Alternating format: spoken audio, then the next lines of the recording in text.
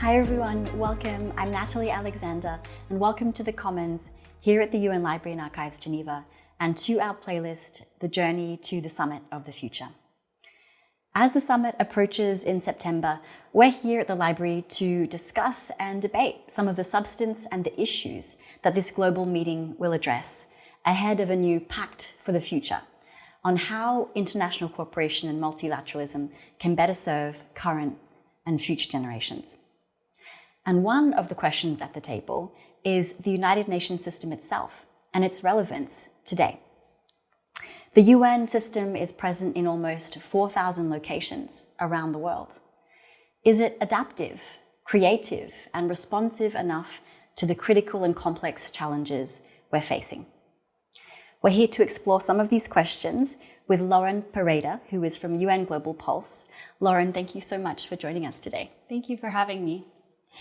Thank you for being here. I guess we should start firstly with UN Global Pulse. You are part of it, and it's the UN Secretary General's Innovation Lab. So for those who don't know about it, what is UN Global Pulse and what does it hope to achieve? Yes, thank you. So UN Global Pulse was actually established in 2009 under the Secretary General's office as a data and AI initiative. And back in 2009, this was an area that really deserved a lot of capacity and attention, and it really existed in this capacity for almost a decade. And then I think the team at some point understood that we can't be thinking about data and AI and innovative approaches to technology in a silo. So the team began expanding its ways of working. It started looking at social science, behavioral science, and in light of our common agenda in 2022, we officially became the Secretary General's Innovation Lab. With a real mandate to look at the UN 2.0 to start bringing these multidisciplinary approaches to innovation within the context of the UN system. So a lot of our projects, for example, have previously looked at the role of predictive analytics in refugee camps. How do we actually predict the spread of disease, for example, or working with member states such as Uganda on data strategy, their national data strategy.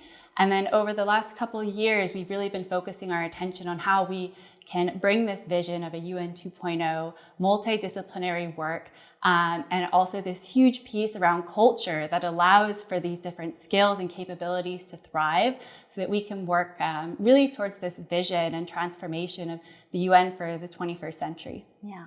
With regard to innovation, I guess it's been a term used in the UN system for a while now, also externally in other organizations. What does innovation mean to you when we talk about multilateralism? Yeah, so I think there is this challenge with the word innovation that people hear it and they immediately think new technologies. But my understanding of innovation is that it's about bringing new value to new contexts. And so I think in face of the challenges we have today and thinking about global governance and multilateralism, innovation means looking at novel diplomatic approaches. How do we actually, think about multilateralism that is inclusive, that is open to new ideas, new ways of working, and constantly challenging ourselves to question the status quo. Is this good enough for people and planet? Are we working towards a vision of the future that is equitable and just and safe and fair and green? And so if we're thinking about innovation, it cannot just be technology. And I think the multilateral system is a very ripe place to harness these creative approaches and test them and come together at a global scale. Yeah. So looking at the work of UN Global Pulse, it has a role to not only enable innovation, but also to encourage a culture of creativity across the UN. And the lab recently released a report that we're going to look at today called The Most Creative Look to the Future, Imagination and Creative Practice in Service of Organizational Transformation. Why did UN Global Pulse release this report? Yeah, so I think first, in looking at the global crises that we're facing, inequity, the interconnected crises in terms of the climate emergency, old ways are not working. We know we need to do better for people and planet. And as the Secretary General's Innovation Lab, I think we understand that these new technologies and old innovation skills are not the whole story here. So we really wanted to understand what are the ways that we can change our culture, our organizations to be more forward-looking.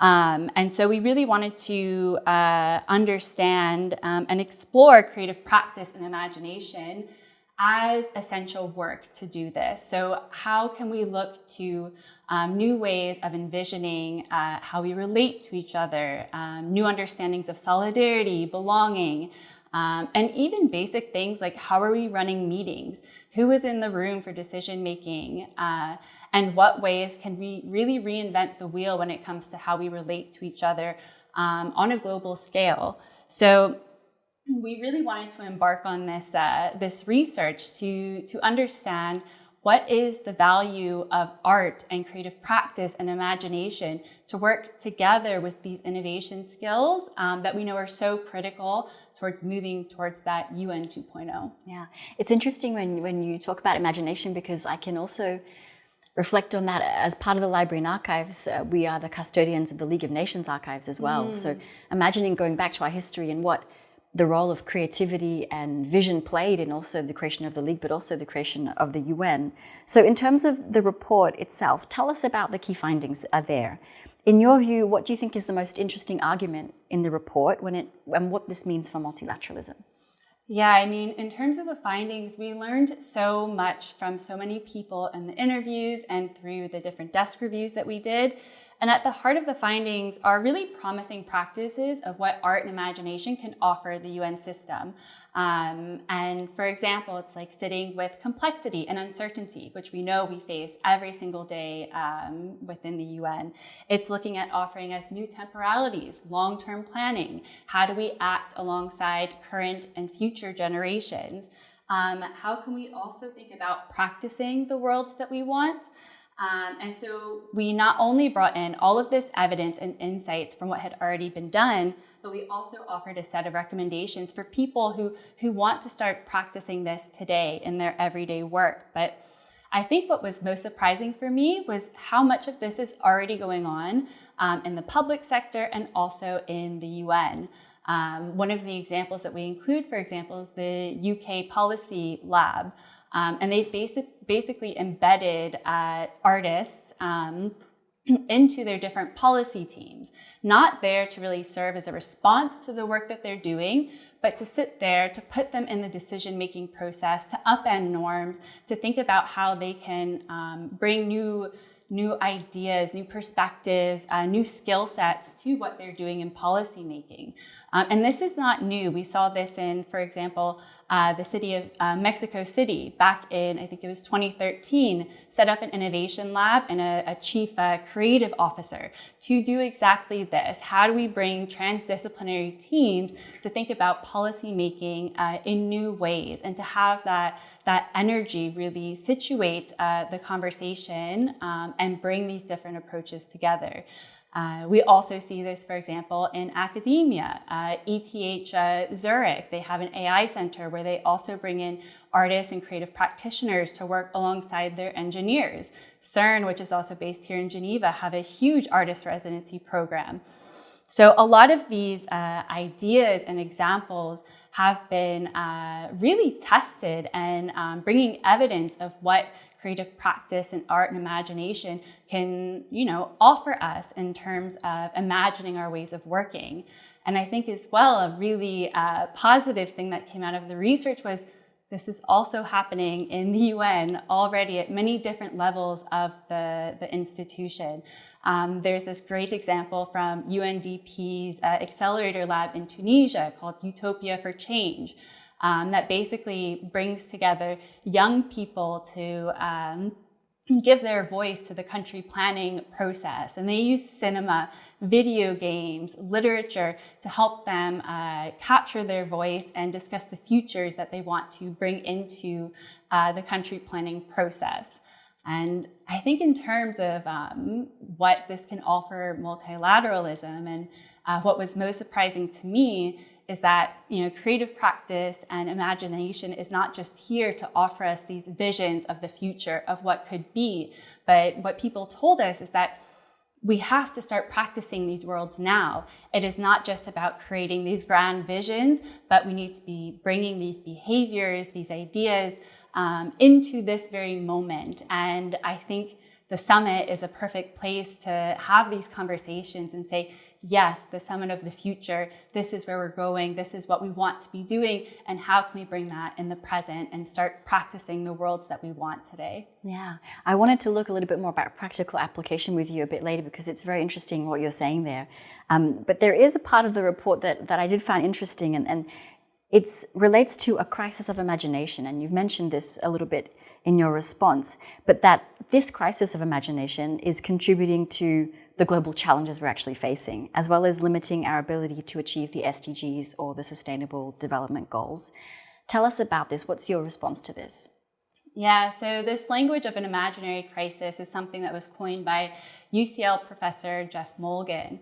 And he talks about the fact that essentially there's this deficit of social and public imagination, which basically puts people in a place where they're, stuck in the status quo and really just living the same old approaches over and over. And we know that these traditional problem-solving approaches are simply falling short for what is required from today. And another piece of this is that, we actually have many people who are engaged with modeling and practicing innovative approaches, but there's also many people who do not feel like they can enter that conversation. And so there's a small portion of the population who are driving these imaginations and visions of the future. And I think so when thinking about art, creative practice, and imagination, it actually is that invitation for diverse perspectives from young people to think about future generations, to open that invitation to people who may not normally be sitting at the table, who come from different parts of the world with different types of knowledges and perspectives that can contribute in a new and meaningful way. And one of the quotes that I really love that we also included in the report that was from the Secretary General in 2024 at the Hope Forum. And he says, art is not only the expression of the world as it is, art is the expression of what the world can be. And artists have always really had this ability to help us see around corners. And I think this creative practice of visioning is so necessary for today, and to think about what a UN 2.0 means for all of us, and to be able to paint that picture of where we want to go and how we're going to get there. Yeah. You mentioned earlier the idea of artists being part of global governance or governance processes. And I guess there's also a lot of conversation around including different types of expertise in global governance, scientific advisors, historians, sustainability experts. And so I wanted to look also at this in terms of inclusivity. You mentioned also young people and their role in multilateralism. Do you see creativity and imagination as ways that we can make multilateralism more inclusive and go beyond, I guess, our traditional thoughts on what multilateralism is? I mean, absolutely. I think this is one of the most fertile spaces in which we can harness creativity, is essentially looking at how creative practice allows us to gather and plant knowledge that goes beyond, like you said, some of these traditional ways of working. If we think about global governance, everything is quite formal and scientific. It's not necessarily speaking to ancestral traditions, which are very oral based. And so I think that the role of art and creative practice also really allows us to open space for these different ways of being in the world, to ensure that people can communicate and dream in the ways that they want to. But I think an important part of this as well is, again, that culture piece. And what ways can we use these tools to actually shift our norms and worldviews that allows people to have a seat at the table? And a concrete example of how we were looking at this also at UN Global Pulse is we had a project in Colombia alongside the government and UNFPA in 2022. And the government essentially wanted to look at the next 5 years, their strategic planning. What are we going to do? And UNFPA and Global Pulse came together and said, okay, let's figure out how to have some of these futures dialogues essentially around the governance that they were thinking about in a way that is inclusive and centers the voices of people who don't normally get to contribute to these different conversations and these strategic planning opportunities. So what we did, which we kind of labeled community foresight, was work with young people, indigenous communities, Afro-Colombian communities, who very often are left out of the conversation. And the team didn't take this approach where they came in with traditional strategic foresight methods, which can be quite Western, which are often based on a lot of practices that have even been built out of the military, for example. But we opened up the process and tried to understand, when they think about the future, how do they talk about it? What is their temporality? What is the language that makes sense to them? And build these conversations alongside them, but also with them leading. So for example, metaphors became a huge centerpiece of these futures dialogues, where they actually chose a tree. Said, oh, the future is far, like I can't really imagine it, but if we talk about a tree, and this is our metaphor for roots and for understanding where we might be in 5, 10, 15 years, that is something I can relate to. And that became essentially the centerpiece of how they held the dialogues as a group.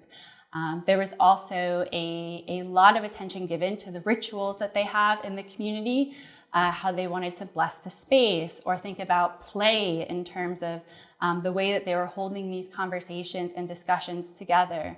And I think without bringing these different creative practices and different knowledges and different ways of being, it wouldn't have worked. You know, it had to be attuned to their understanding of the world and how they wanted to contribute and envision these alternatives together.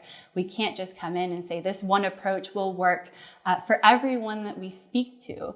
And so I think in terms of multilateralism and global governance, we have to pause and say, is this good enough for the people that we want at the table? It's not that they're just sitting there and we count them as ahead, but how do we ensure that it's speaking to how they see the world and how they want to contribute into these different processes that are ongoing? And I think that truly creative practice and imagination open that space for sense making, for reflection, and for considering the ways that people want to contribute in diverse ways. Yeah, thank you for sharing this example, because I felt like it was really very much grounded in practice and what's possible. With this idea of creativity, how do we make it actually possible in UN spaces and the work we're doing? So maybe that already answers the question I was going to ask you, but maybe just to bring it in a bit more, where do you think imagination and creative practice can be applied to multilateral efforts, especially as we look at the Summit of the Future? Yeah, I mean, I don't know if it's okay to say everywhere. I personally think at all levels of the organization, we have to think about doing things differently. And imagination is a pathway for us to think about alternative approaches. And again, I think this is a culture change issue. And, you know, the UN 2.0 policy brief states that, you know, we have to foster this safe culture for continuous learning, for creative thinking. It talks about culture being the linchpin of success for UN 2.0. So we also have to think about what are the competencies, the behaviors, the skills that we can bring into the multilateral system, or how do we create the space for these skills to really thrive? Because I think having been in the UN system for now 10 years, we have a lot of creative people. We have a lot of novel ideas.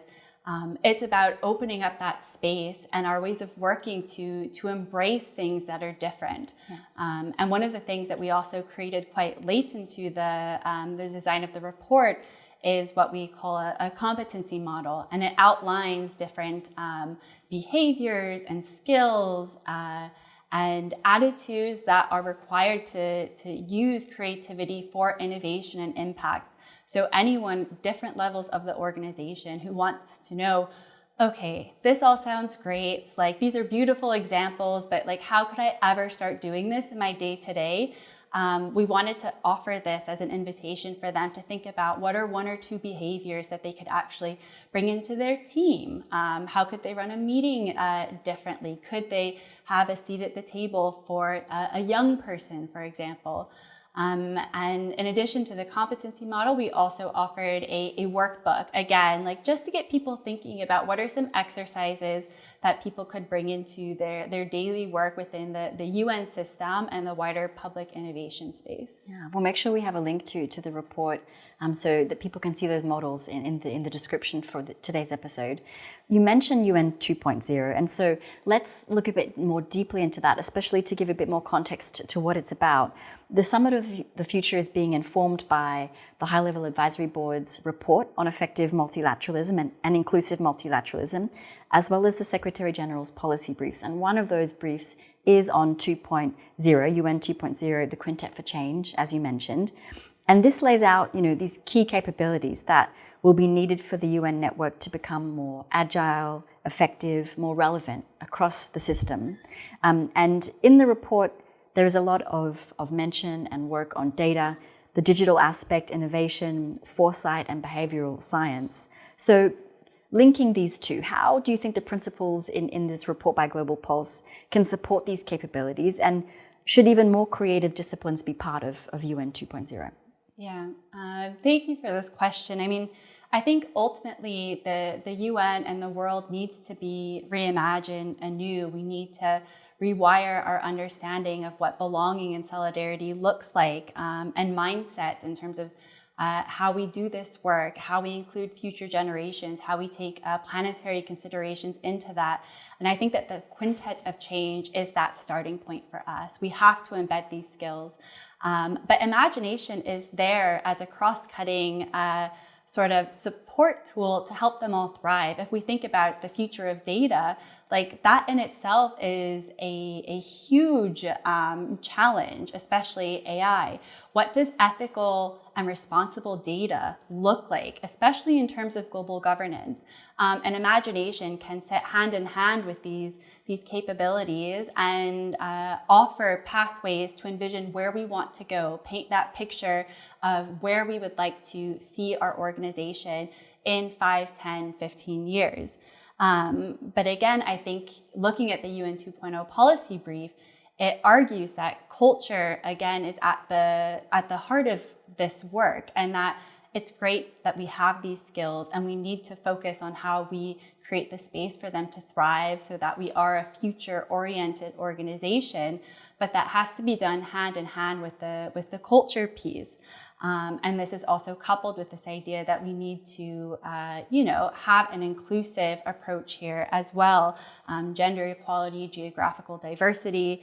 And so I think these two pieces, the capabilities and culture, are working together, and the UN 2.0 policy brief acknowledges that. I would also like to say that, the Quintet of Change is taking a picture of this moment. If we look back at, UN Global Pulse in 2009, data and AI was new, right? We didn't have a lot of data scientists in the organization. And today that's changed. So I think that in terms of the Quintet, for the UN, it's not the whole story. It's where we need to focus our attention now. And of course, we need to be looking always to new creative approaches and to see how we can, go beyond, again, those skill sets and capabilities, but ensure that people have the opportunity to, again, bring new ideas, to have the space to fail, to have difficult conversations. Because, as I mentioned previously, we have really amazing and creative colleagues at the UN. It is one of the most diverse, if not most diverse, institutions in the whole world. And innovation can only work if those diverse perspectives are allowed to create together. Lauren, thank you so much for joining us today, for sharing more about the report. We wish you the best as you continue looking at these issues for the UN. Our final question to you is, what do you hope will be achieved at the Summit of the Future? Yeah, my hope for the Summit of the Future is that this is a moment for bold and courageous commitments, that we have people at the table who are challenging us and our understanding of the world to harness this moment and to have the most creative look to the future that we can.